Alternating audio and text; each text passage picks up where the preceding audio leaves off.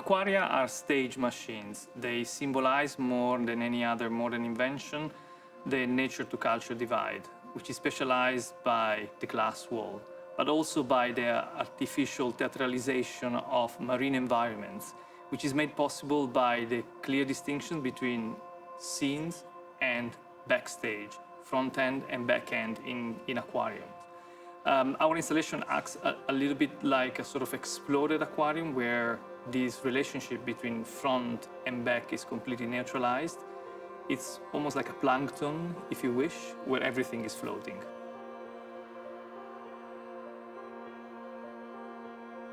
So the materials used for installations are industrial products, typically found also in the backstage of aquariums, such as PVC, reinforced fiber glass grids, aluminium, rubber. They are, in a way, ambivalent. They have an ambivalent meaning. They are often associated to ideas of care or violence, depending on the point of view. They're all industrial materials off the shelf.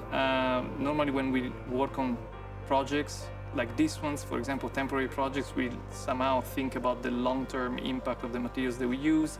Some of these are systems, industrial, that can be dismantled and used for future exhibitions or future purposes. We have worked on the idea of interface and threshold by staging two different special devices.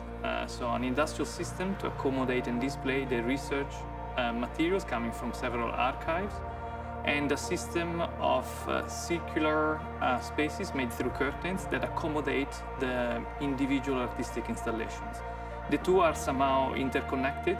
The challenge here was actually to find a way to put the research in dialogue with the artistic presences.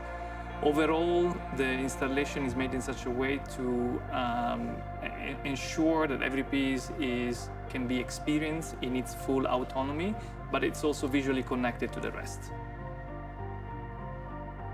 So, more than a precise path, there is a sequence. The exhibition is structured in 4 main thematic clusters, with some, let's say, interventions or artistic interventions which are actually spilling out of such clusters. The visitors are basically free to access and navigate each cluster as they wish. But of course there is a sequence, and the sequence moves in parallel to the exhibition content from the first, let's say, the first cluster, which is more intricate, it's darker, it's also denser in terms of materials, towards the end, when basically the exhibition basically moves into discussing beyond the aquarium, transoceanic transactions and so on, and that's where the installation gets lighter, it's more open. This is also in response to the beautiful room in which we are that features a very beautiful skylight, which almost acts as an aquarium on its own. The final step is that visitors will step into an actual beach, which is almost like symbolic of a sort of liberation from the box of the aquarium.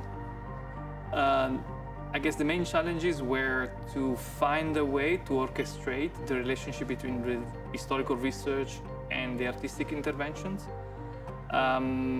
But also to adapt the space to the gallery of the mat, which is very beautiful, but it's basically a space that with certain qualities that we did not want to conceal, but rather to enhance.